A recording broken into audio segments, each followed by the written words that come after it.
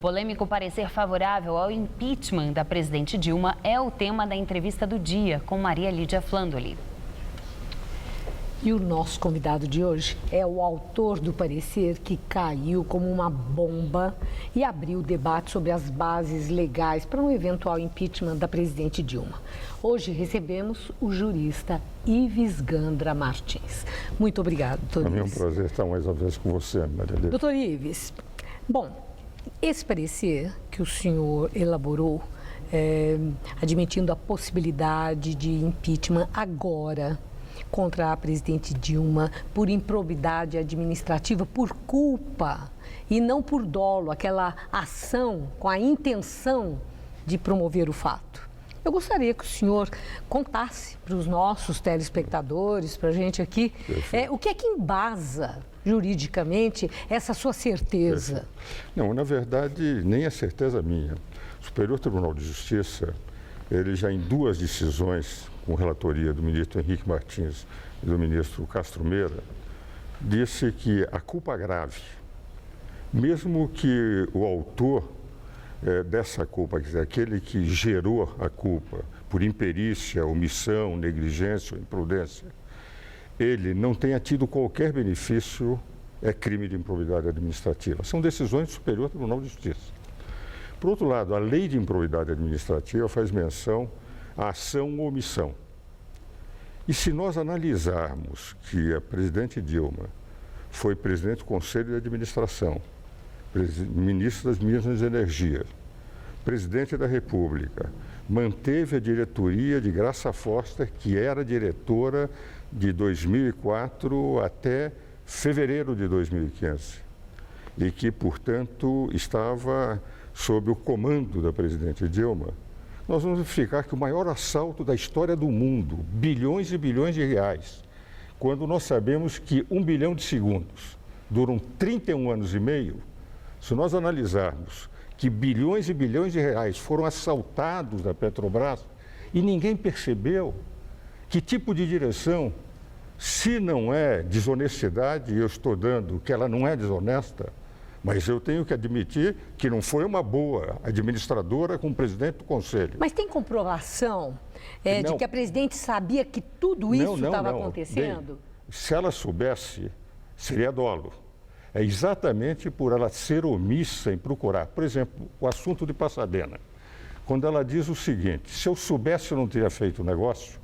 Ora, o estatuto da Petrobras determina o seguinte, se por acaso vai se fazer um negócio, pode-se pedir auditoria externa, para se saber se aquela informação dada pelos órgãos internos são procedentes. Vai fazer um contrato de 2 bilhões, compra e gasta naquele momento da decisão 700 e poucos milhões de dólares, mais de 1 bilhão de reais, e aí diz que não viu a informação, se soubesse não teria feito. Quer dizer, configura aí o quê? Omissão? Não, é omissão, imprudência, negligência, porque não foi diligente em procurar ter mais informações, e imperícia. Então, o que eu disse, sem nenhum ataque ao presidente Dilma, eu disse, do ponto de vista jurídico, há condições do impeachment. Mas disse no parecer que dificilmente um presidente tem menos de 1/3 dos parlamentares no Congresso. Quer dizer, disse que uma decisão é política. Agora, em relação ao Janot, que aliás é um bom procurador-geral da República, há 11 citações da presidente Dilma como tendo conhecimento do que estava acontecendo na Petrobras nas investigações da Lava Jato. E quando ele diz, como ela é presidente, não pode ser investigada, ela não pode ser investigada por impeachment. E, a meu ver, poderia, porque ela manteve a Graça Foster.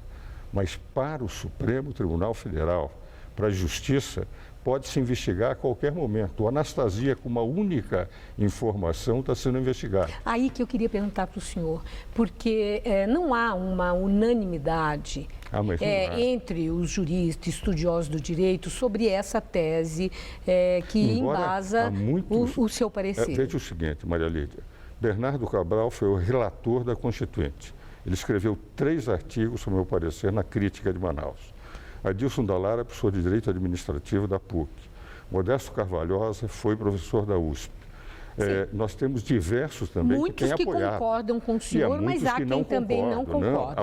Mas é aí que eu queria indagar numa das discordâncias, que é, se todos os fatos que o senhor relata aconteceram no mandato passado, que já terminou, como pedir impeachment de quem não ocupa a cadeira naquele mandato que já expirou? Não, vou dizer o que aconteceu, eu digo isso no parecer. Ela tinha uma diretora durante esses assaltos da Petrobras, esses saques da Petrobras. Em 2012, a polícia começou a investigar. Aquela diretora se transformou em presidente. Ela continuou, pelo crime de improbidade administrativa, mantê-la, e a função de quem está em cima é examinar e fiscalizar aqueles que ela nomeia. Quer dizer, a responsabilidade da presidente não se encerrou com o término do mandato? Continuou? Não. É isso que o senhor... Veja, se ela no dia 31 de dezembro tivesse afastado toda a diretoria que participou daquele período, mas ela conservou até fevereiro. Ela contaminou o seu novo mandato, mantendo, sem fiscalizar, com omissão, uma diretoria que tinha sido omissa em detectar. Então, o que eu digo, eu não estou fazendo nenhuma acusação sobre a desonestidade da presidente Dilma. O meu parecer é exclusivamente jurídico. Eu disse, condições para o impeachment há. Agora, o impeachment é uma questão eminentemente política. O Collor, ele só foi afastado porque o povo brasileiro exigiu o afastamento. E no caso, ele não soube trabalhar o Congresso, porque ele poderia ter 1/3 do Congresso. Eu digo no parecer, a meu ver, há motivos jurídicos para o impeachment, mas acho muito difícil o impeachment, porque um presidente que não tem 1/3 do Congresso é extremamente difícil. A última questão, muito rapidamente, é uma questão delicada. Eu vi uma discordância pelo jurista Dalmo de Abreu Dalari, que é meu amigo particular, em relação ao seu parecer. Mandou uma carta para mim. Né, em que ele falou uma coisa muito curiosa, que parecer, né, tem muito a ver com aquilo que pensa, com os valores, com o olhar político, inclusive, né, de quem escreve, e também é alguma coisa que é feita sob encomenda e que quem escreve recebe por aquele trabalho. Tudo isso legal e legítimo, mas ele discorda por sua orientação política, entendendo que o seu parecer está eivado por sua postura diante da vida, seu olhar para os fatos e para a administração do país. Vou dizer o seguinte, em primeiro lugar, o Dalmo deu a entrevista dele sem ler o parecer. Como ele é da minha comissão de reforma política da Ordem, que eu presido, Nelson Jobim, etc., eu mandei o parecer para ele. E disse, quando eu critico um amigo, eu critico em termos diferentes. Ele me mandou um e-mail dizendo que ele deu a entrevista e iria escrever um artigo. Escreveu um artigo mantendo a discordância, mas em termos completamente diferentes, dizendo o respeito que tem pela minha posição. E eu acho que, efetivamente, é um parecer que pela primeira vez levanta esse problema em nível de impeachment. E por essa razão, evidentemente, as discordâncias necessárias no mundo jurídico. Obrigada pelo esclarecimento. Uma boa noite, doutor Ives. Igualmente, Obrigada. alegria de estar aqui com você. Obrigada. Gamberini.